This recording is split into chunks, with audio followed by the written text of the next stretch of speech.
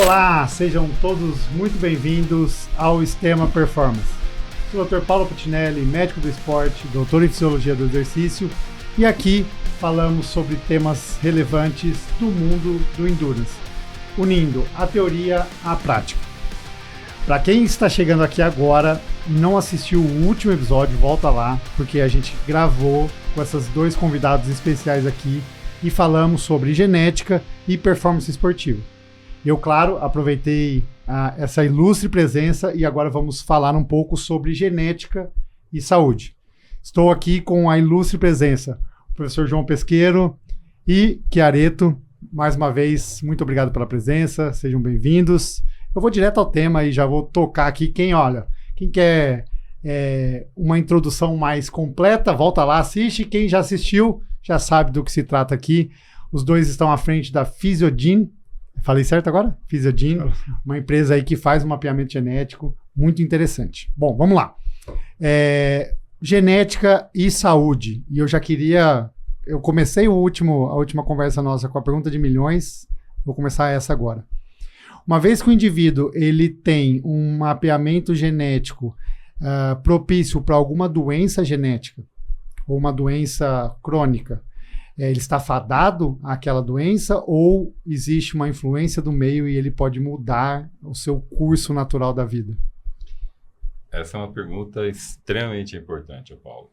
Muitas vezes, na maior parte das vezes, e eu falo assim, de uma experiência longa trabalhando, eu faço diagnóstico de doença genética há mais de 20 anos, 25 anos. E eu trabalho com doenças raras, doenças genéticas raras. E muitas vezes a gente procura entender a correlação entre a parte genética e a parte clínica.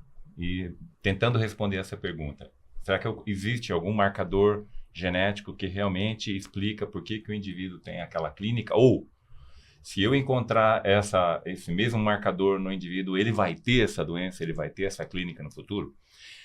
Muitas vezes, sim. Muitas vezes a gente já aprendeu que determinado tipo de mutação ou de variante, que a gente chama agora variante genética, quando o indivíduo tem, ele vai ter a doença, tá certo? Por quê? Porque você está alterando alguma proteína no seu corpo que vai fazer falta, que vai prejudicar o funcionamento perfeito do seu corpo. Então, isso é uma verdade. Mas, muitas vezes, a genética não é determinista. Você tem...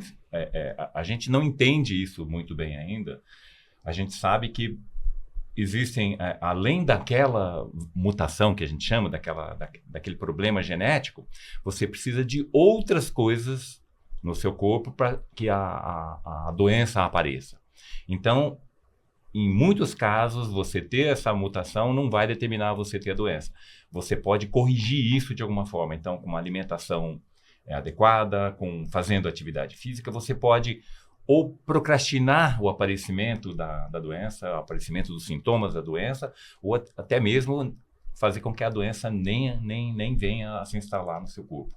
Então, você ter o conhecimento de como você é da parte genética é extremamente importante, mas nem sempre isso determina que você vai ter uma doença ou não. Entendi, ótimo. Segunda pergunta é: toda doença tem alguma base genética? Todas as doenças? Essa é uma pergunta extremamente importante que a gente sempre pensa. Eu acredito que sim. Existem doenças... não, essa doença é causada por um vírus. Então não é uma doença genética. Não. Aquele vírus, ele só se instala no seu corpo muitas vezes, não estou dizendo que em 100% das vezes, mas porque o seu corpo, de alguma forma, tem uma predisposição a facilitar a entrada daquele vírus. Então, você pode ver, tem muita gente que é muito predisposto a ter gripe, ou pegar uma determinada tipo de doença que muita gente não pega. Eu raramente pego uma virose. Por quê? Porque, de alguma forma, a minha constituição genética impede que o vírus tem a facilidade de entrar no meu corpo e se instalar. Entendi. Tá certo? Então, agora mesmo, essa é uma pergunta extremamente importante, que eu sempre penso nisso. Porque, essa não é uma doença genética.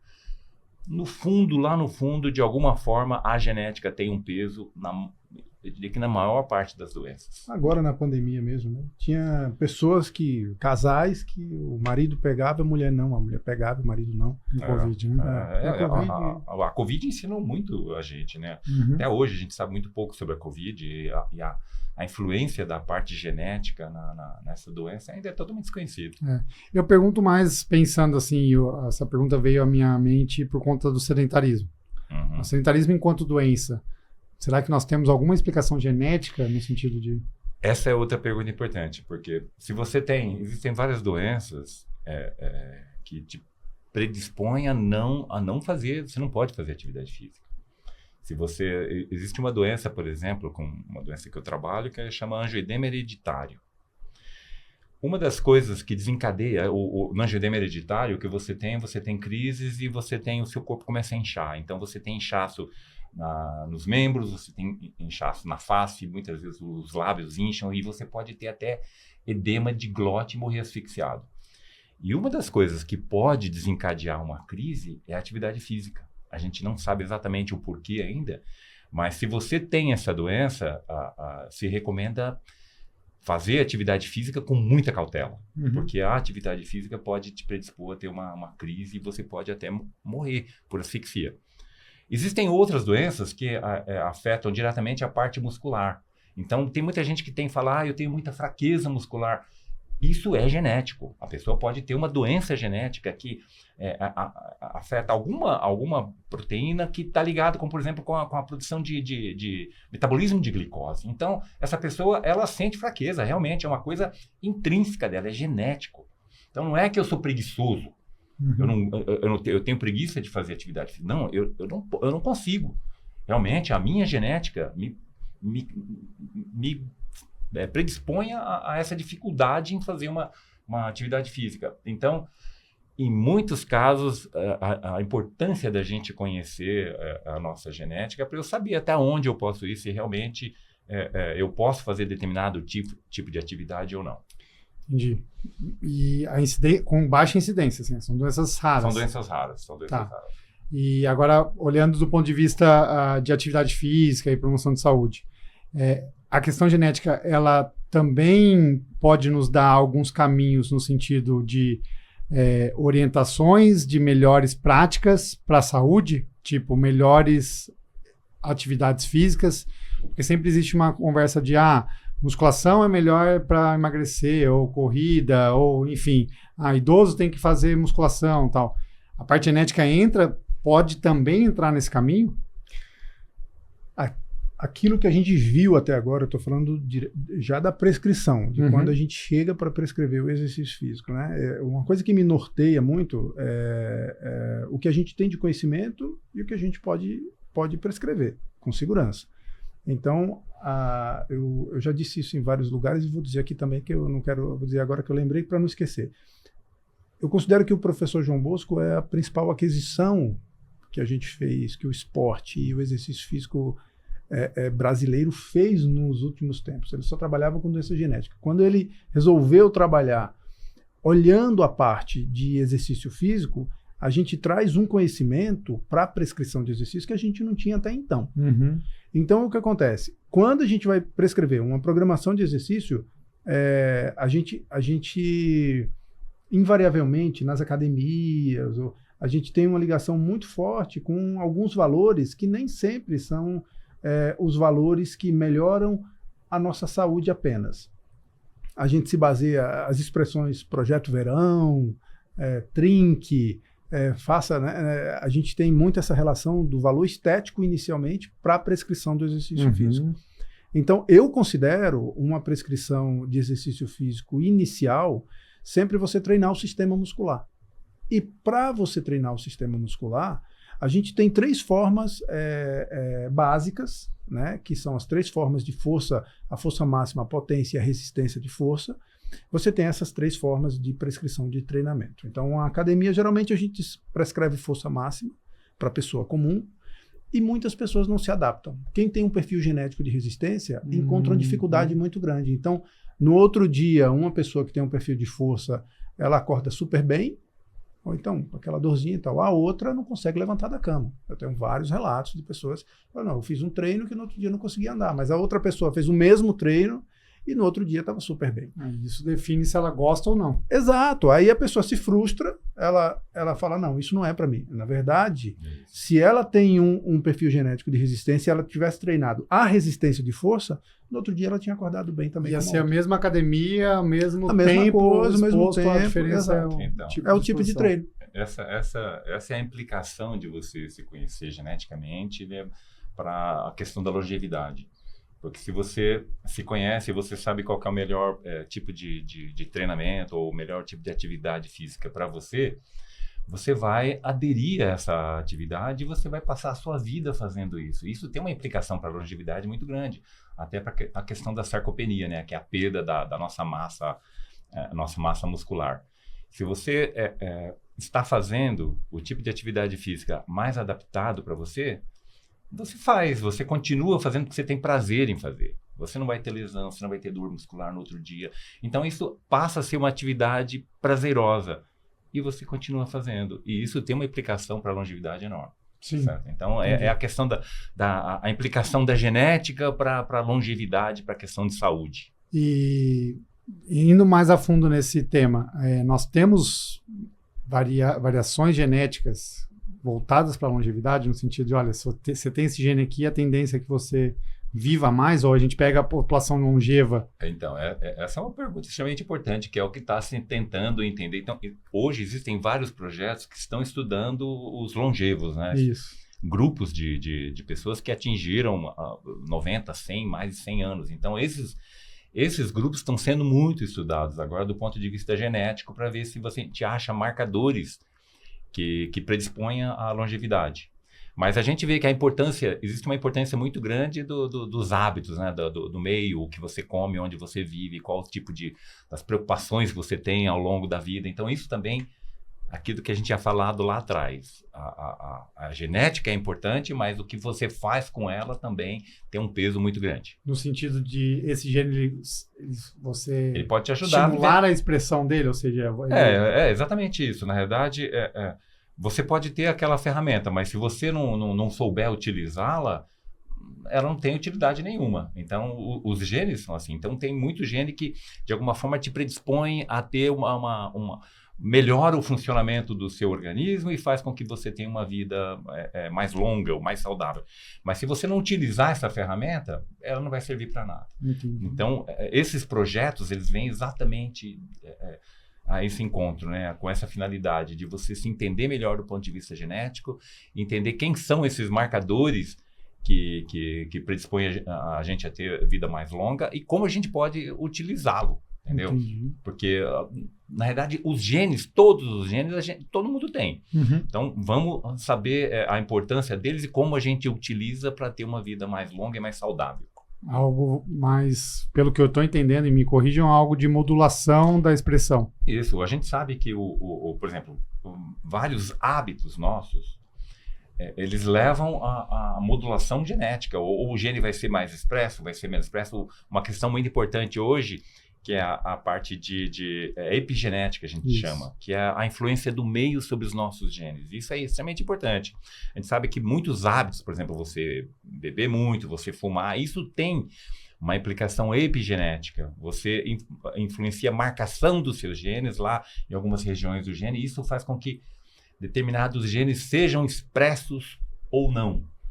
E o fato de ser expresso ou não, você está produzindo alguma coisa no seu corpo ou deixando de produzir. E qual que é a implicação disso? Tem várias implicações. Dependendo da importância dessa proteína ou desse gene que você está expressando, você pode ter uma vida mais longa e saudável ou menos longa e menos saudável. A gente tem uma pandemia em curso que é de obesidade, né? Isso. No mundo. Uhum. E existem, né, já marcadores genéticos associados à obesidade. Existem. E inflamatório, e doenças inflamatórias, ou essa inflamação causada pela diabetes. Isso. A obesidade a gente chama que é uma inflamação subcrônica, né? É um processo inflamatório. A obesidade é um processo. Então, você entender a implicação disso e o que a gente faz no dia a dia para diminuir essa inflamação, diminuir esse acúmulo de gordura que é extremamente nocivo para o nosso corpo, é extremamente importante. E a prática esportiva vem para auxiliar isso. E já nessa questão da inflamação, qual a opinião, não sua opinião, mas o conhecimento ou as bases teóricas no sentido de suplementação? Existe alguma evidência de algum suplemento que a gente consiga expressar algum gene ou modular um gene voltado para a longevidade? Pergunto especificamente isso do NIH+, lá, aquele que está meio na moda, que o FDA autorizou, depois bloqueou, e aí agora está essa questão do... Olha, eu não vou falar porque eu não entendo muito disso, mas eu acredito que tem, obviamente, deve ter vários suplementos. A gente sabe disso. Porque para o nosso corpo funcionar direito, perfeitamente, né, e manter a nossa homeostase, o nosso equilíbrio, você precisa de várias moléculas que ajudam nas reações químicas. E esses suplementos, o que eles fazem isso, são moléculas que você, alimentos, né, ou suplementos que você coloca no corpo e ele ajuda a fazer o sistema, é como se fosse lubrificante. Faz com que o sistema rode melhor. Então, eu acredito nisso. Mas eu não vou falar porque não é uma coisa que eu estudo a fundo, então eu prefiro não. Mas às vezes, entendi. Mas no caminho seria algo mais voltado para modulação do processo inflamatório. Isso, então, esses anti-inflamatórios naturais, isso, exatamente. Porque, na verdade, a inflamação sempre está presente no nosso corpo, em maior ou menor grau. Isso é uma constante. Então, você modular isso para você ter um menor grau de inflamação é extremamente importante para muitos mecanismos. Se você aumenta a inflamação, você faz com que muitos sistemas parem de funcionar perfeitamente. Aí uma doença se instala. Sim, ótimo. E Chiaretto, e o exercício físico, cara? Como é que a gente consegue pensar no exercício físico como influente nos processos inflamatórios e doenças inflamatórias crônicas, mas também do ponto de vista dessa epigenética e modulação genética? Isso é possível, é viável e tem influência ou são outros meios? Olha, eu acho que esse caminho era um caminho que a saúde pública devia trilhar. Porque a gente tem um resultado agora da pandemia de Covid-19, junto com a pandemia de obesidade, elas duas formaram o que a gente chama de sindemia. Elas se retroalimentam e uma piora a outra. Então a gente, eu não sei como é que estão os estudos de conclusão, como as pessoas em grau de obesidade foram afetadas na pandemia, mas se falou muito disso durante a pandemia, que as pessoas em grau de obesidade eram mais afetadas. E a obesidade ela aumentou muito com o encarceramento involuntário das pessoas. As pessoas ficaram em casa. O Brasil, a Ipsos fez uma pesquisa que em 2021 que o Brasil foi o país que mais engordou em média, engordou 6,5 kg. Caramba! Então, o nosso nível de obesidade aumentou muito. Então, quando a gente pensar em prescrição de treinamento para grandes contingentes populacionais, a gente tem que considerar qual é a característica hoje da nossa população. Hoje eu dou treino para muitas pessoas que estão em grau de obesidade. E a gente tem que pensar que elas também têm sarcopenia, que elas têm já doenças instaladas nas articulações, desgaste de cartilagem, espessamento de tendão, de ligamento, por conta do esforço excessivo que se faz. Então, quando você vai fazer uma prescrição para uma pessoa comum, para melhorar a saúde, eu penso primeiro na musculação. A primeira coisa. Porque se você consegue treinar o sistema muscular melhor, a pessoa consegue executar outras ações com mais facilidade. Ela fica mais ágil, ela tem mais capacidade de fazer um treino aeróbio com mais tranquilidade. Agora, que tipo de musculação? Né? Qual é o tipo de musculação mais indicado para você, para mim, para o professor João? Então, eu acho que a genética vai assumir um papel muito importante e a gente só está dando o primeiro pontapé inicial. Acho que a Fisiodine está dando o primeiro pontapé para mostrar que com um teste genético que já foi bastante utilizado, você pode fazer uma prescrição mais precisa. Eu tenho já pessoas comuns que fizeram o teste e só treinam na academia. Esse treino era melhor para ela, se sente bem e ela continua treinando sozinha para o resto da vida. Então, hoje, se eu fosse um gestor de saúde pública, eu começava a pensar nisso. Porque uma pessoa, por exemplo, que está acometida de obesidade, um grau de obesidade 2, por exemplo, que inicia acima de 35, ela invariavelmente ela tem problema articular, hipertensão arterial, diabetes e problemas, algum transtorno mental. Provocado muitas vezes por causa disso, porque eu não me adequo ao valor estético da sociedade, não me recebe do jeito que eu sou. Então, existem vários movimentos das pessoas com obesidade. Então, essa é uma realidade muito, muito, muito forte que todo personal trainer, toda pessoa que trabalha com prescrição de treinamento encontra. Você tem 70% da população brasileira que, acredito, acho que 70% depois da pandemia, que está com excesso de peso. Né? E aí você tem, acho que talvez 30%, perto de 30% que está em grau de obesidade. Então esse é um fator muito grande que as pessoas chegam para emagrecer. E aí você chega com um rolo compressor também, no sentido contrário de que você tem que ser magro.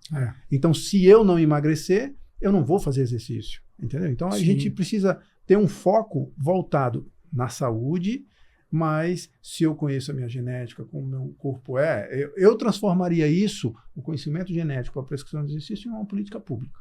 Ótimo. Até é um caminho do meu questionamento, né?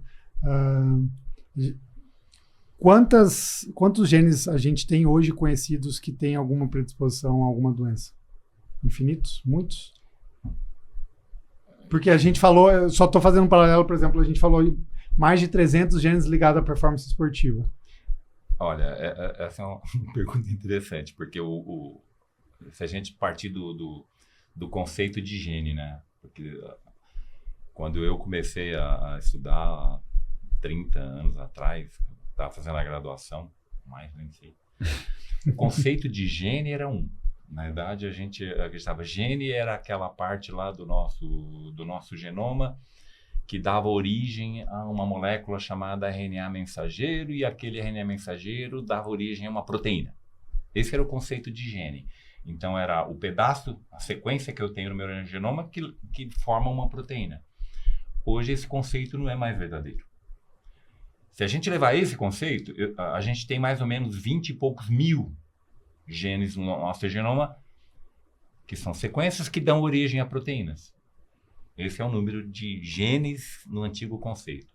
Só que o conceito de gene se expandiu. Hoje, o conceito de gene é uma sequência no nosso genoma que tem uma função.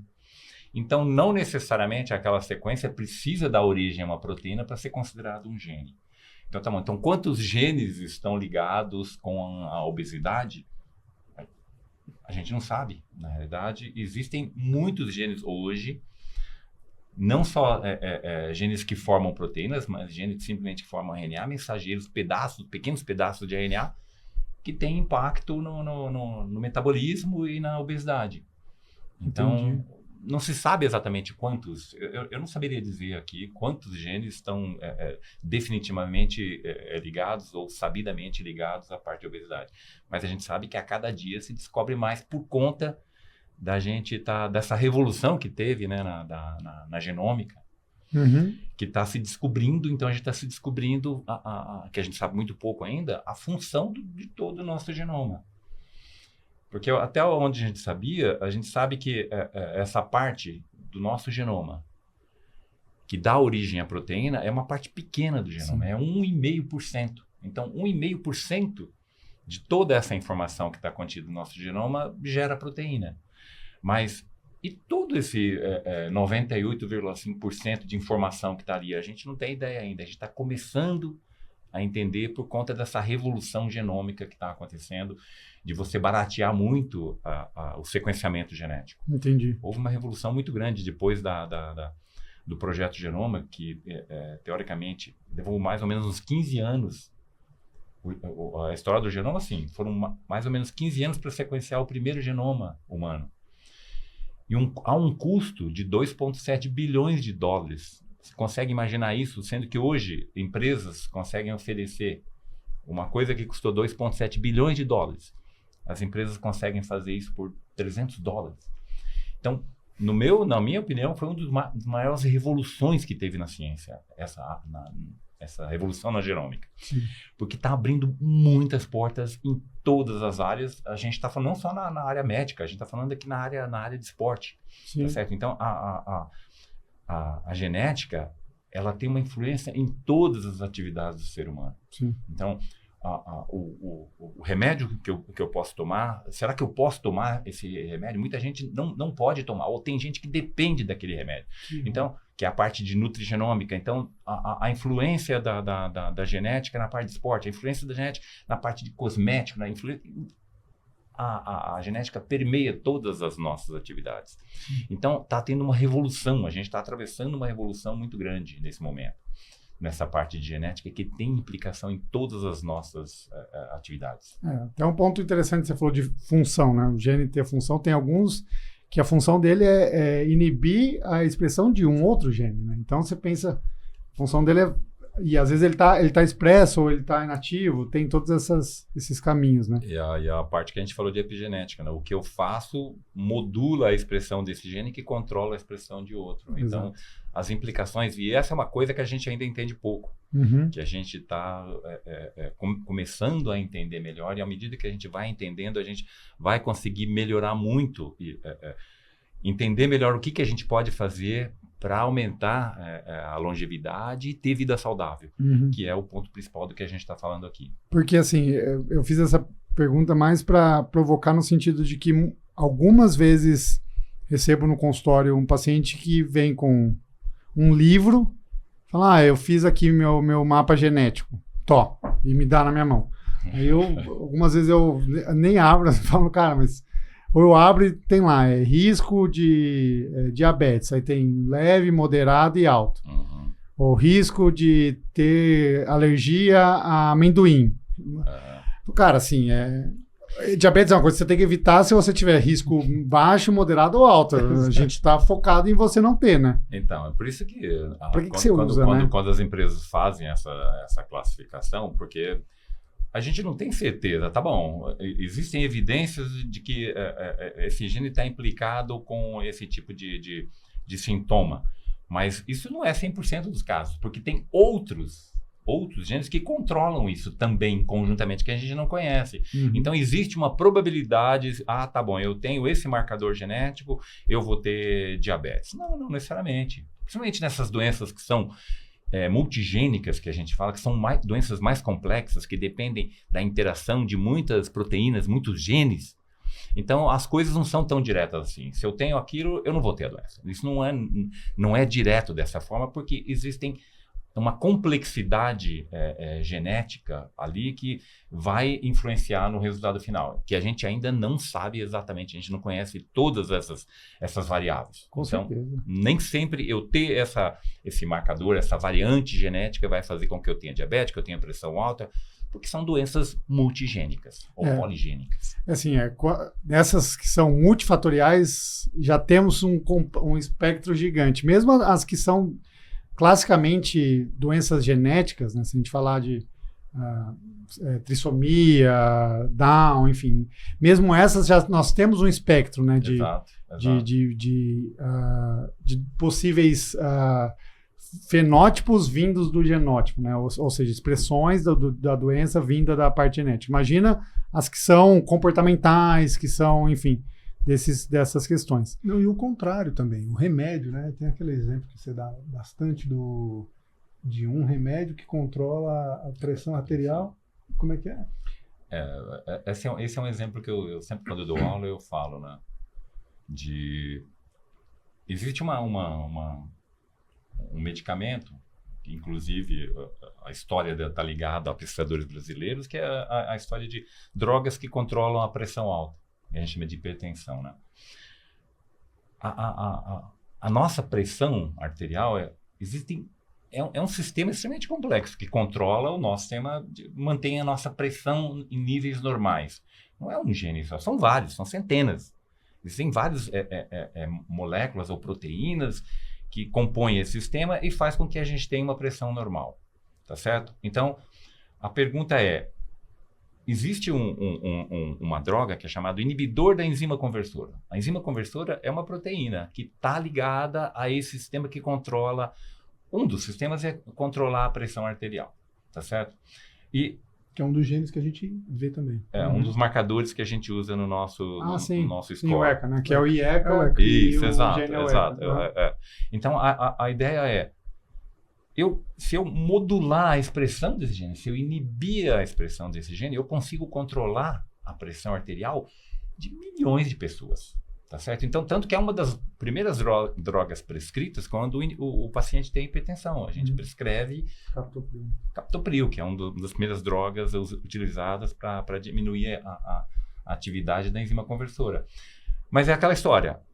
O sistema ele é controlado por centenas de genes, mas eu modulo um, eu levo... Nossa, isso é muito então, bonito, né? Essa foi uma coisa que sempre me intrigou bastante, porque a gente usava alguns marcadores para olhar o perfil do indivíduo para pensar em treinamento físico, né? Mas a pergunta era, puxa, mas são tantos genes que controlam, né? Sistema muscular, sistema cognitivo, sistema endócrino, sistema imune. São tantos genes que no final tem um peso sobre o rendimento físico, né? Não é verdade?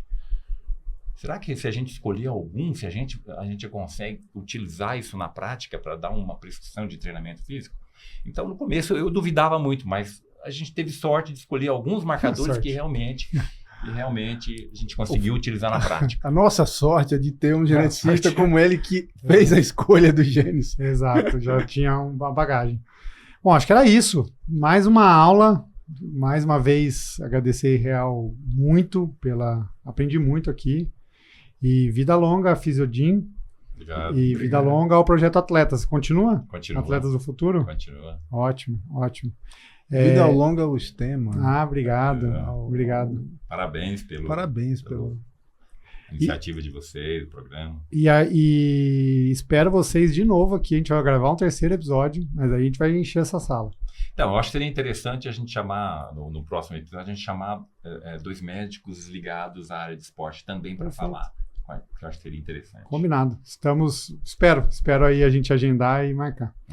Pessoal, não se esqueçam de seguir @meu.doc, @STEMesports, curtir o vídeo, dar like, se inscrever no canal, compartilhar esse episódio, os outros episódios e mais do que isso, se tornar um membro STEMA. Por apenas R$ 14,99 você pode vir aqui assistir os episódios, tem acesso a conteúdos exclusivos e ajuda a fortalecer essa parceria e também o Estúdio H, esse lugar maravilhoso que a gente grava. É isso. Em breve a gente volta. Professor João, muito obrigado, Chiaretto. Prazer imenso recebê-los aqui. Muito obrigado, Paulo. Valeu. Obrigado.